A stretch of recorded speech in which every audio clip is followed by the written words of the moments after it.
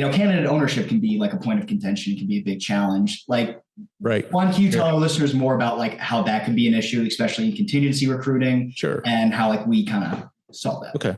Sure. So candidate ownership, just to explain it really quickly, is when a recruiter submits a candidate and then the company's like, we already have this candidate.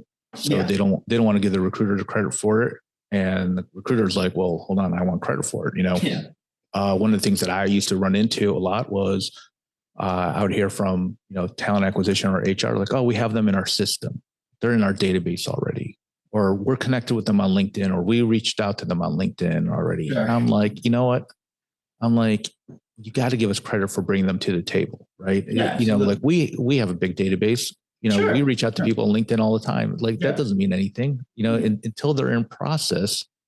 So there would be this contention between, HR or talent acquisition and recruiters over ownership. And again, I fully understand. No, I get it. Right? Yeah. Bailey, can you imagine like you had a list of candidates, and then all of a sudden a recruiter submits someone, and you got to go to your boss and be like, hey, we got to cut this check for 25 grand now because I didn't make that call in time. Like I understand, and that's the problem. Like that whole relationship becomes a little bit, competitive. Yeah. Even combative, right? Yeah. Versus collaborative, right? And that's what we try to do is we try to make it collaborative. So that's how we eliminate the issue then. Instead of being combative, we're collaborative. Well, the way we're collaborative is we don't have that high placement fee. There's right. So there's no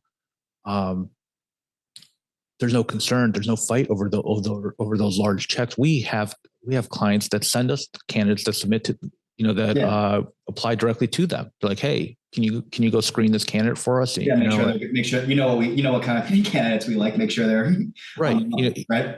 Because we become an extension of their team. Mm-hmm. We're part of their HR team, not a competitor to them. They know that there isn't that huge placement fee, so they can share the candidate, and they know that our value isn't necessarily finding candidates; it's landing them. Right. Yeah. So they want us part of the process.